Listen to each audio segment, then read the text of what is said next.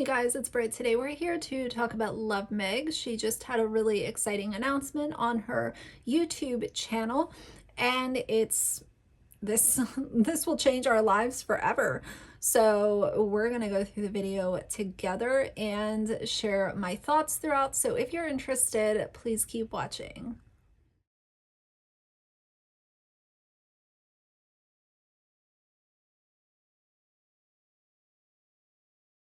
All right, you guys, so if you're clicking on this video, chances are you know all about Love Meg, but if you don't, she has over 400,000 subscribers here on YouTube, and she also has presence on other social media platforms like TikTok and Instagram.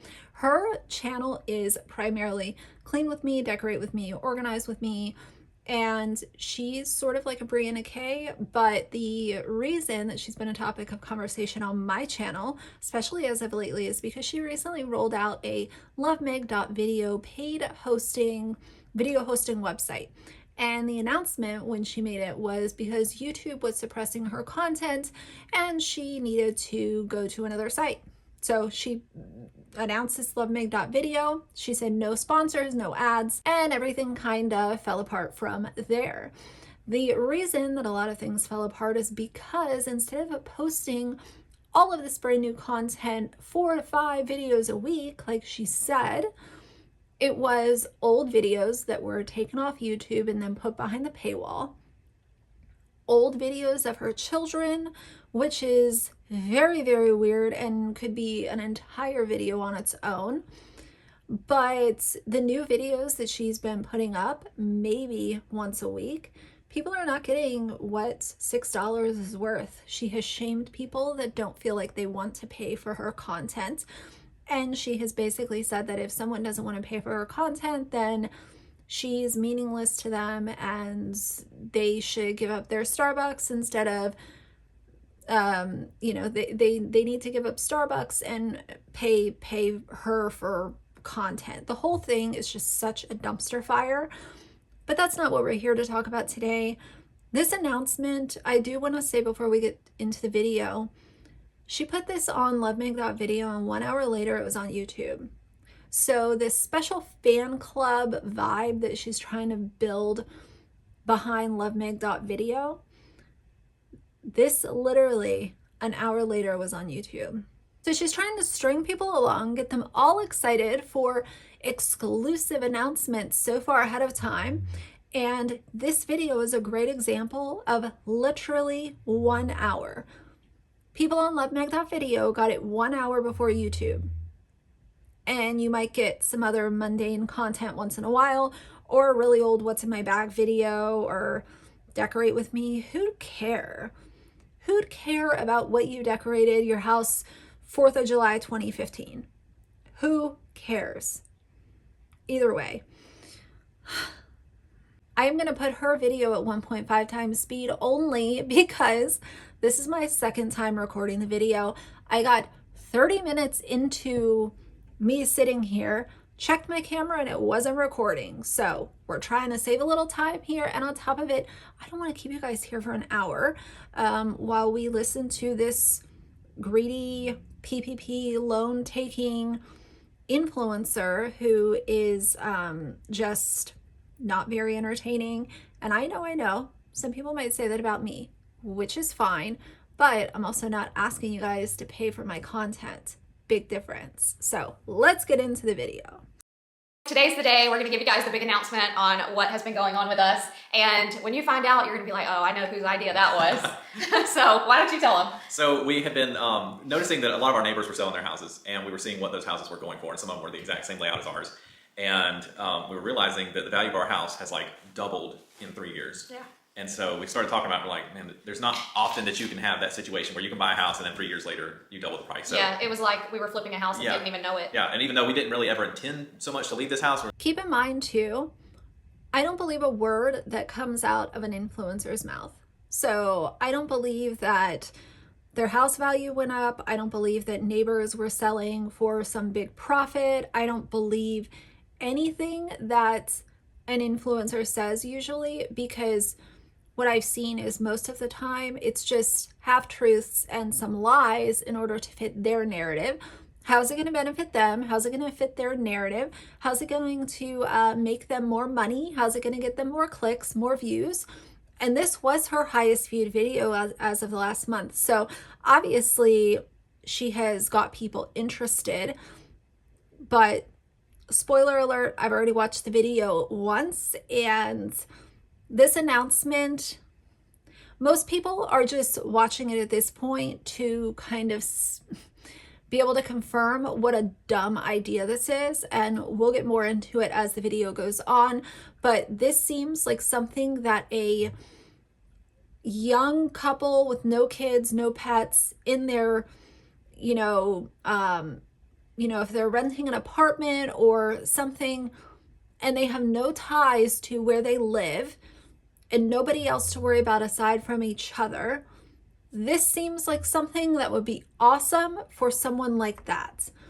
But once you take into consideration that they have 2 kids that are in school, like they're literally school-age kids, 2 dogs, which one is a senior dog, this entire thing is just, none of it makes sense, but let's keep going. Like, we can't pass this kind of an opportunity up. So we decided one morning, like, hey, let's sell the house and we'll move. And we didn't exactly know where we moved to yet, but then we started talking about it and we're like, well, it's really a good time to sell a house, but it's not a great time to buy a house because everything's so high. So what if we just rent for a little while?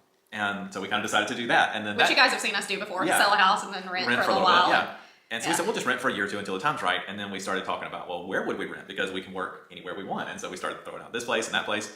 And then kind of jokingly said, what about Lucca, Italy? Because we've been to Lucca. We spent about a week there before and loved it. I mean, it was an amazing little town. I literally can't stand when people go to Europe for a week one time and say, oh, I want to live there. To me, that's just the most touristy thing to ever say. And I think that there's a lot of really amazing cities and towns in Europe that are picture perfect to think about living in. But when you think about selling your home, uprooting your entire family, and going to a foreign country where you don't know the language, you don't know anyone there, and you're not only having to rely on you and your significant other knowing the language so that you can communicate even just your day-to-day needs with the people there. We're also talking about 2 kids. Your kids also need to know the native language because God forbid, what if something happened and one of her kids got lost? In a foreign country, they don't know the language. That is a very, very scary situation. And I know that there's devices where you can use like Google Translate and stuff like that, but to be safe, it's always good to know the native language to at least be able to communicate with, the locals that are there. This is what I need. Bare minimum, knowing how to ask for food, water, ask for directions or help or emergency services. I don't know. And they're not talking about staying in Italy. They're talking about going all over fucking Europe. This is a disaster. Not Northern Italy. And not just jokingly, but like Justin literally looked up a place, showed it to I'm me looking on at his rental phone. houses. And I'm standing there in the kitchen and I'm like, I cannot tell how serious you are. Because like he's telling me just like this. And Justin, like if you know him, he has such a dry sense of humor. Yeah. And I'm like, I don't know if you're serious about this. Like, are you picking? Are you joking? Like, or are you serious? And he's like, I'm dead serious. And I was like, oh, okay, we've got a lot to think about then. So then it was a lot to think about. It was Yeah. figuring out like, well, okay, if we do this, what about visas and what about staying? It really seems like this is something that would be an idea that a couple would come up with if they literally have like no kids, no pets. I'm telling you guys, this would be fun for I don't even want to say a younger couple, but just a couple who doesn't have ties to where they currently live. They don't own a home. And they want to go to Europe and live for a year or 2 years. I don't know. I think, in my opinion, my conspiracy is that they realized that they could get a little bit of money out of their house by selling it. So they decided to do so. When you think of someone's assets, their home, if you're a homeowner, that's usually your biggest asset, because if you look at someone's financial statement, you look at their real estate, then you look at their vehicles, then you look at not everyone has this, but sometimes you might look at their jewelry collection or their fine arts collection, like what's their personal property worth? And then you get into their cash balances, things like checking, savings, retirement accounts, 529s. So all of that falls at the, bottom. But if you're a homeowner, your biggest asset is your home. So let's be real, guys.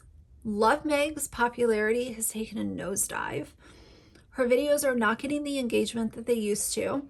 And I think that they need money. I think that this is a financial move. I think that this is a let's strike while we can, and we will utilize it as a way to go to Italy and other European countries, bounce around, make content.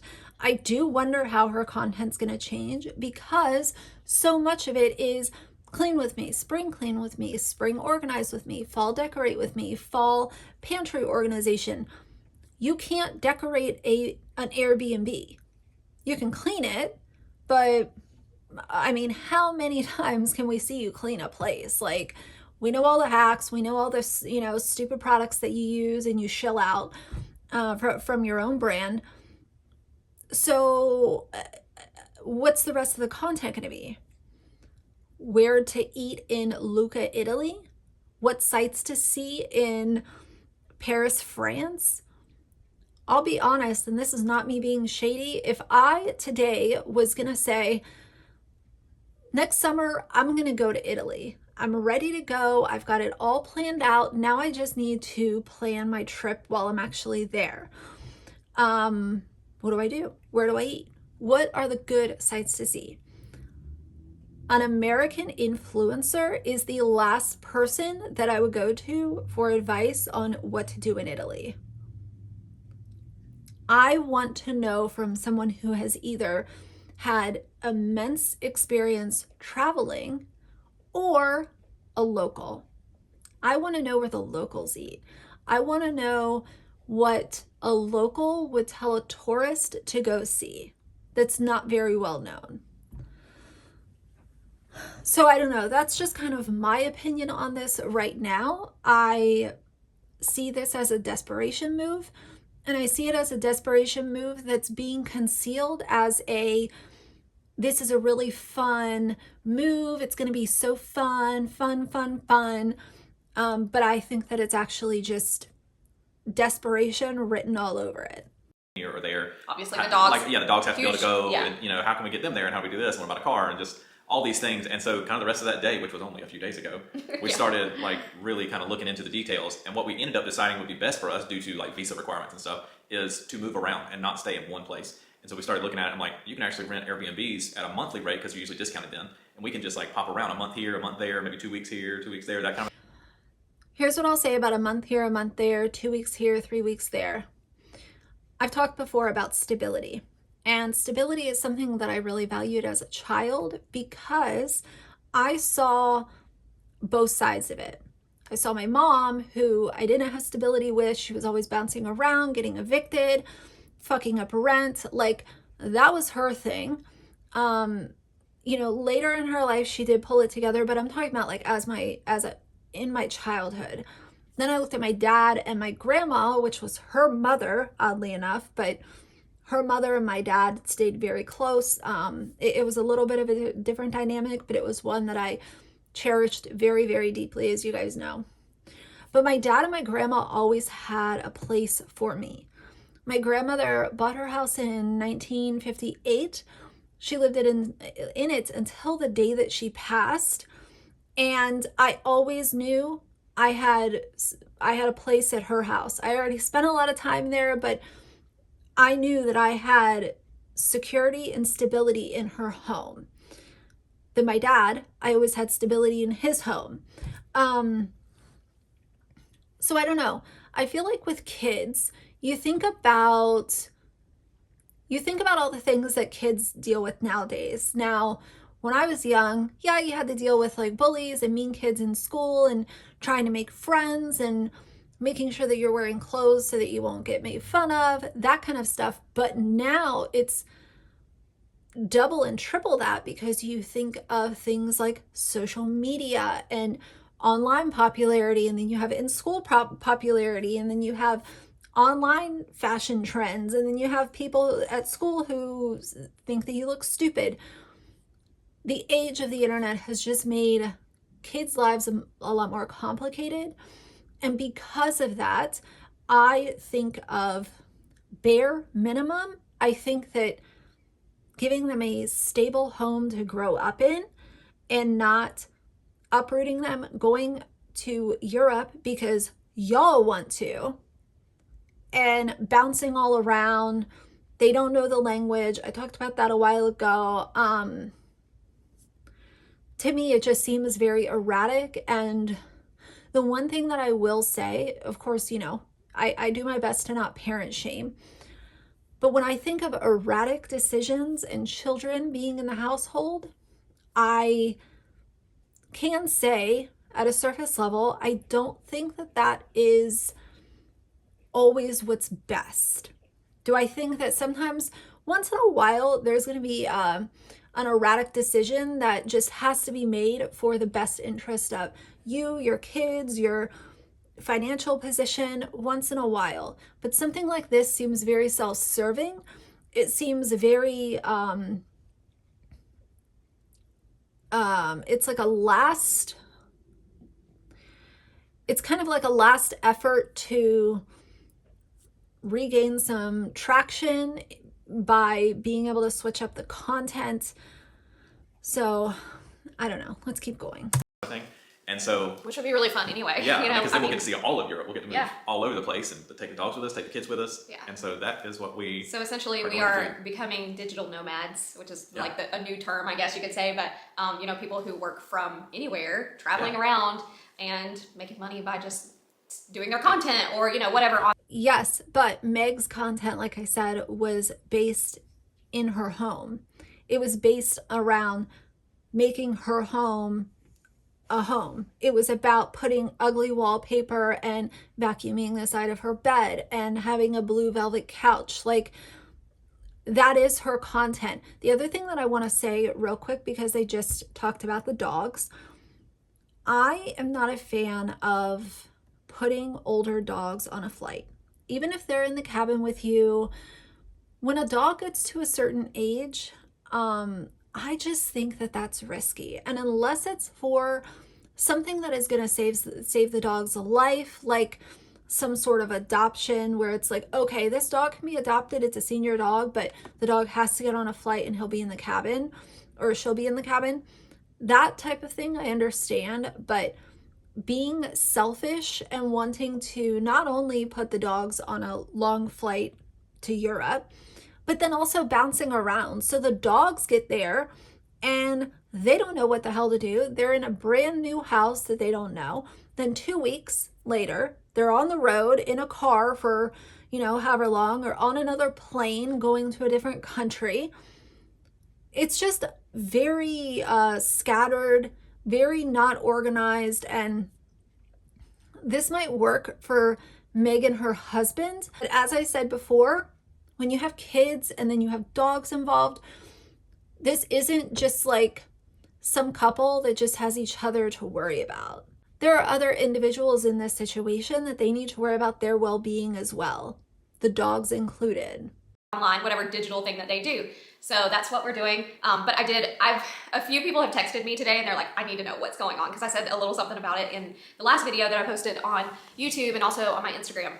So a few questions have been asked and I'm like, I'm really glad they've asked these questions so I can go ahead and answer them, because I'm sure a lot of you guys are gonna have the same questions. So the first one was, what about the dogs? Because I think like there has been like this whole like misconception about like getting dogs over there. So much like we didn't even understand it. We thought that dogs were gonna have to be quarantined if they went over there. I mean, that's how we got Bailey in the first place, is because our neighbors, when we lived in North Carolina, they were moving to Hawaii. They said that he was gonna have to be quarantined for 3 months and they just didn't want to do that to him. And so that was one thing that I was like, if the dogs have to be quarantined, it's a deal breaker. Like, I'm not going to do that to them. But Justin looked it up. It turns out they don't have to be. They have to get like all their shots, and they have to have the chip thing in their ear. You know, so they get like a puppy passport. Yeah, they do a blood test on them and stuff. And they get like a little puppy passport for, for getting around. But yeah, and Justin even found like an airline that is like They transport pets. Yeah. Is what they do. You know, so they even have like vets on staff there. They can bring the sedate dogs your dogs. in. They do all their health checks, and then once they fly them over, then they do more health checks over there. So they sedate your dog on the flight. Are you on the flight with them? I have questions. I don't know about all this, but when it comes to the dog getting over there, okay, fine. I understand that part. But as I said before, you're going to introduce them to a new home where they've never been. And how long are you going to be there? A month max? And then it's on the road again? I don't know. You guys tell me how you feel about this. If you think I'm just like an insane dog mom who is, you know, never going to put my dog on a flight unless I have to kind of thing, and even then he would be in the cabin literally right next to me. I don't know. I worry a lot about old dogs. Old dogs being in new environments, sometimes it's just too much for them to, you know, handle. And on top of it, they're going to be out sightseeing. They're going to want to take their kids out of the house. And then the dogs are in a new country, in a new home by themselves. I don't know. To me, again, this seems so self-serving and just, I don't care for it. And that's my opinion. With the vet and everything, so that you know everything's fine with them. So it's not just like when you take them on your airplane, like a regular airplane flight over. You know, this is like they're set up just for this. A little bit nicer for them. Yeah, It makes them a little bit more comfortable and stuff. So, and it actually wasn't that expensive either. Because when Justin was telling me about it, I was like, that sounds real bougie. Like, how much does that cost? And how much was it? It wasn't. Was it $500? I can't. Something I like think that. you, yeah. I have to look it back up. You But told me something- 1,000, so I don't maybe know if that it was both. for yeah. $500 to get 2 dogs to Europe. I feel like that's just the fee for the dog. That it has to be more than that. Like a flight for a human to Europe. I actually just booked a flight for it wasn't for me. It was for my for my manager.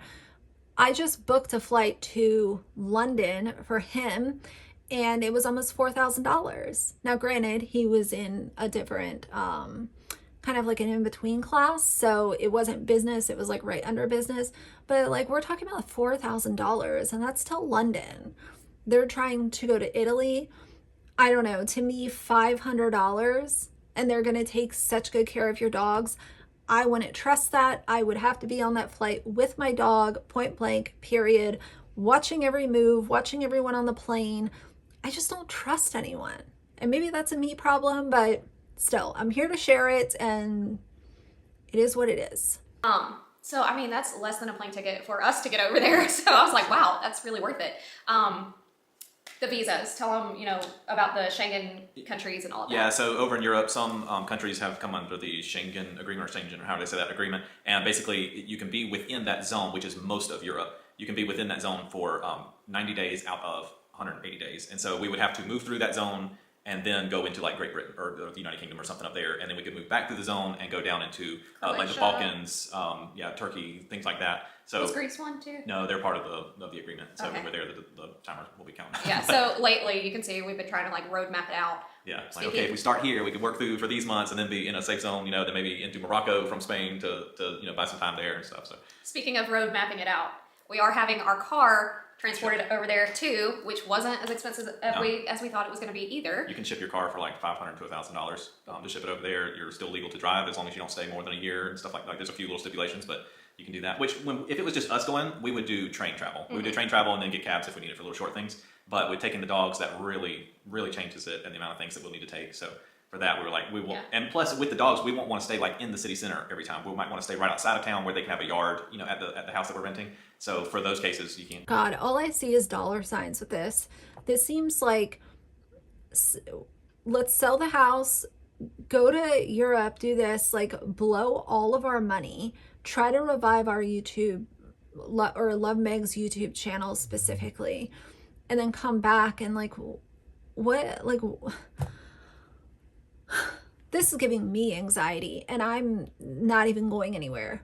You know, the train will take you out there to the suburbs. So Yeah, you're going to need a car. So we're actually going to save money because we won't have to have train passes, and we're not going to have to rent a car to get out to the country if we're wanting to stay on the countryside somewhere. It's way cheaper to take our vehicle than it would be to get train passes or train tickets or rental car. This sounds like a couple of like adolescent kids planning a trip.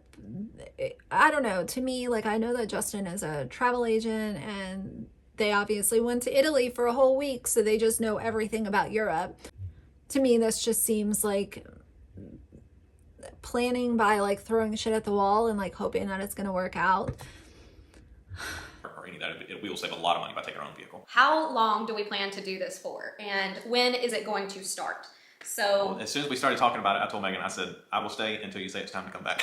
Yeah, I know he would.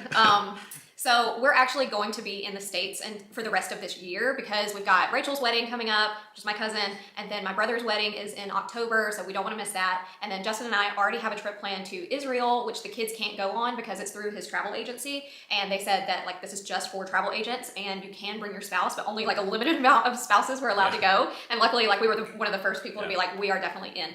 So I was able to go on this trip with him.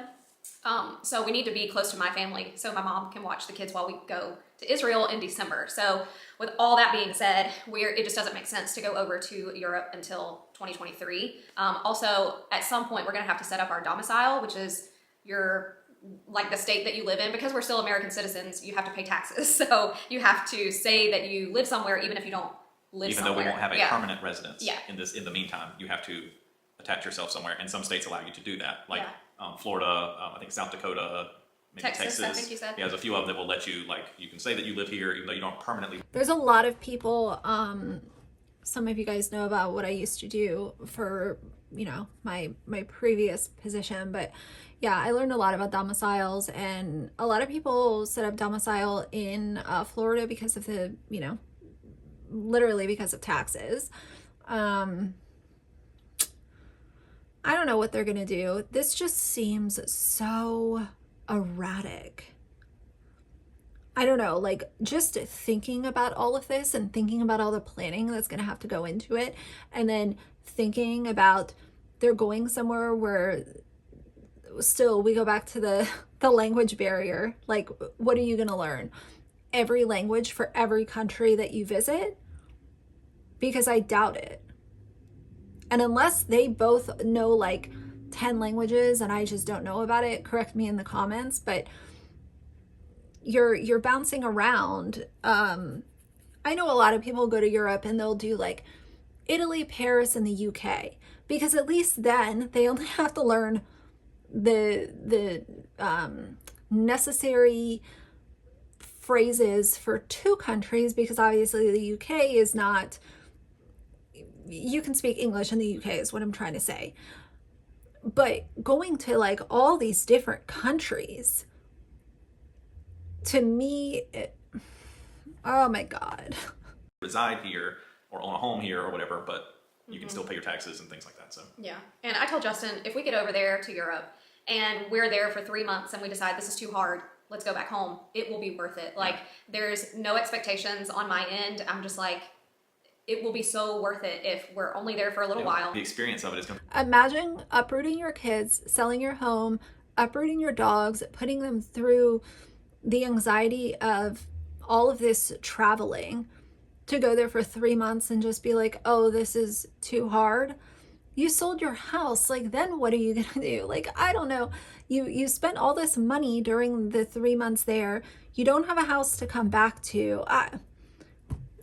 This is a disaster waiting to happen. It'll be amazing, because it's not going to be like when you go over there for a week-long trip or a 2-week trip. This will be living in the community. And obviously we will go to some of the big sites and see some of the big stuff, but a lot of the time we're going to be in the small towns, like staying in the small towns and eating in the small restaurants and going to the little attractions and things like that. So it's going to be... learn the language. Learn the native language. You're literally taking your kids to a foreign country where none of y'all know the native language. That is scary. Really immersing ourselves in those local, what's the word I'm looking for? Communities. Yeah, the communities and their cultures. That's where. Culture, yeah. To be like immersed in those cultures. So it's going to be a really cool experience. Also, the nice thing about, like, if we do decide we don't want to stay over there as long as we're thinking we want to, then we will have... They're that couple that want to travel places and be like, we're going to go where locals only go. But they literally don't even know the language of the country that they're in. that money Yeah. that we have from selling our house, because we're not going to touch that. That's going to go into investment, an and then we can just, we can go over there, live on our income, and have that money sitting back over here. And so when we do decide we've had What income? Love Meg's channel is fizzling out very, very quickly.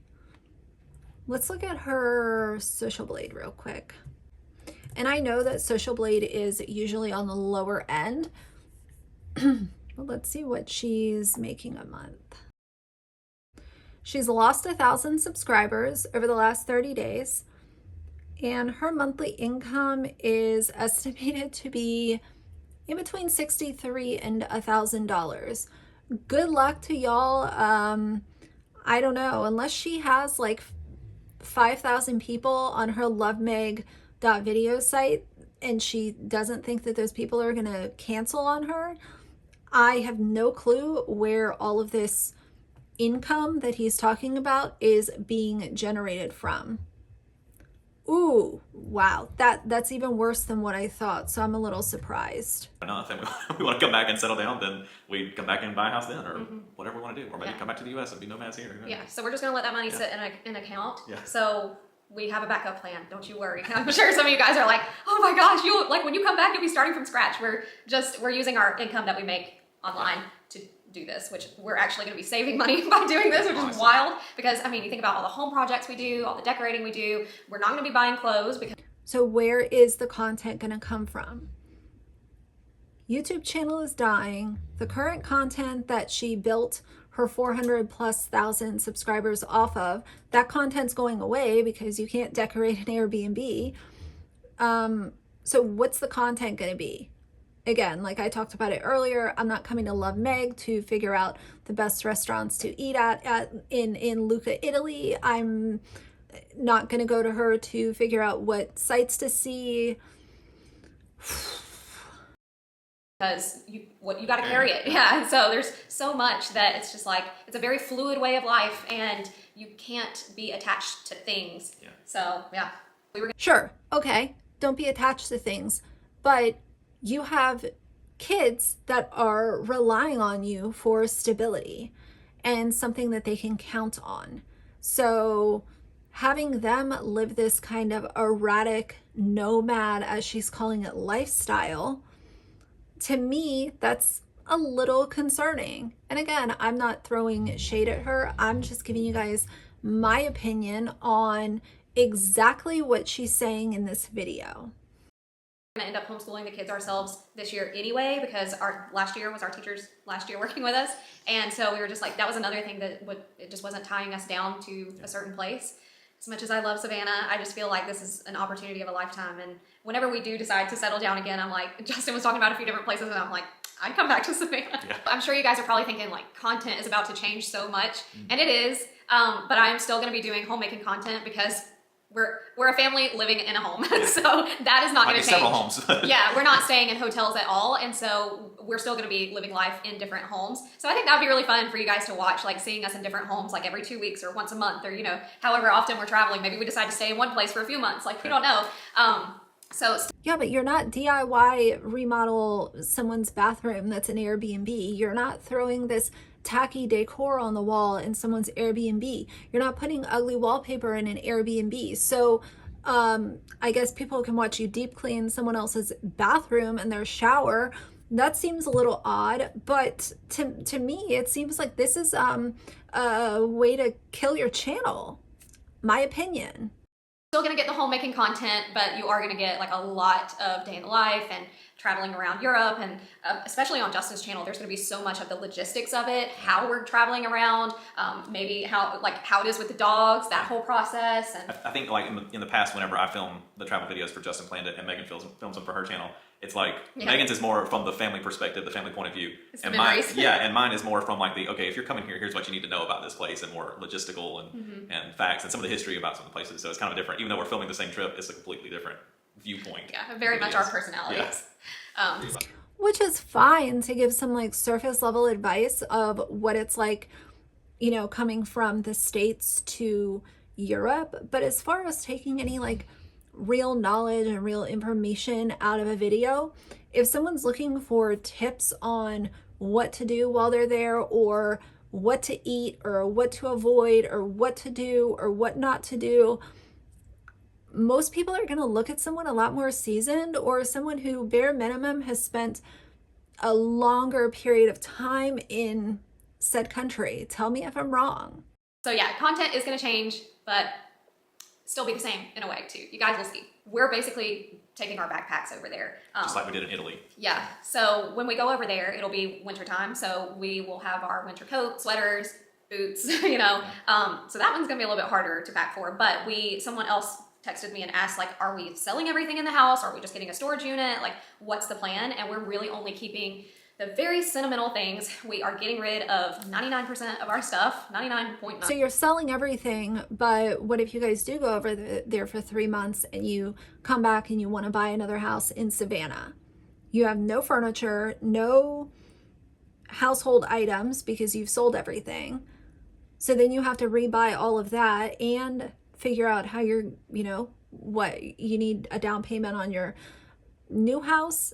This is such an erratic mess. And this video here, I wouldn't have taken financial advice from Meg or her husband anyway.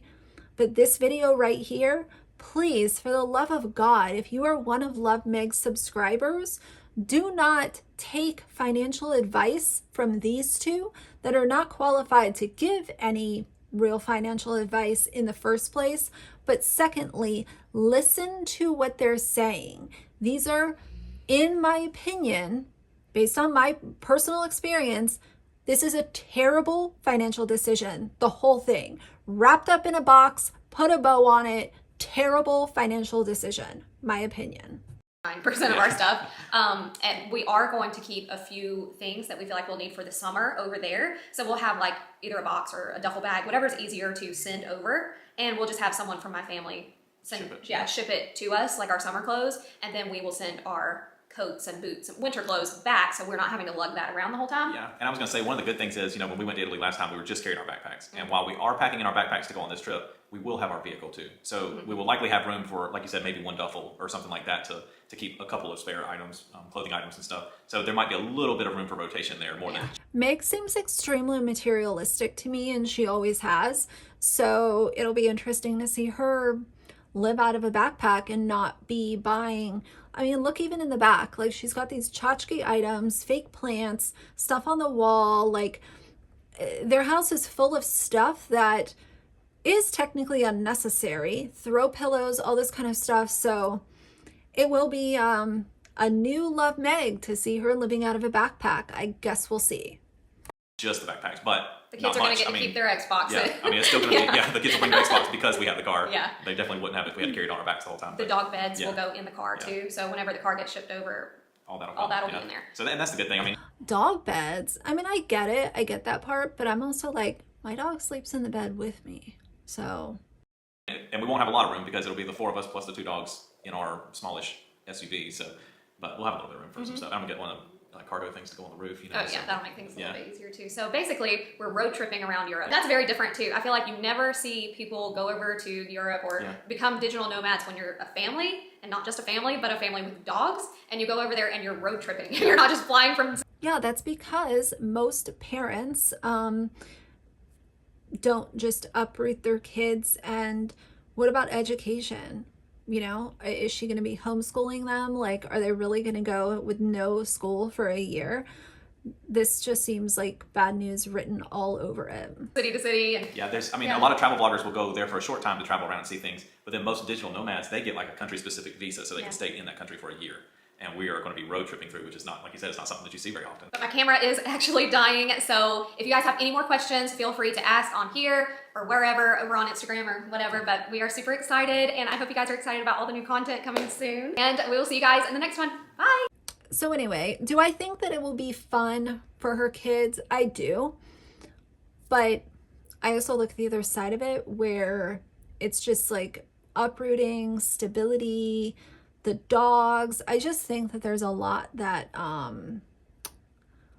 there's just a lot of hurdles, and I wish her nothing but the best and safe travels and all of the good vibes. Of course, I'm never here to say, oh, I hope she has a terrible time. I hope she has an amazing time.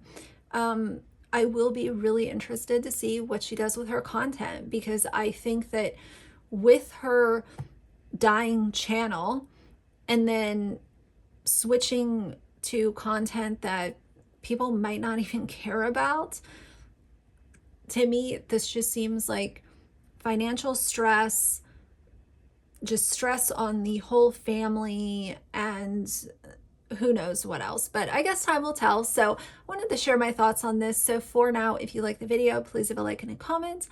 And if you'd like to see more from me in the future, please subscribe. I'll see you guys soon. Bye.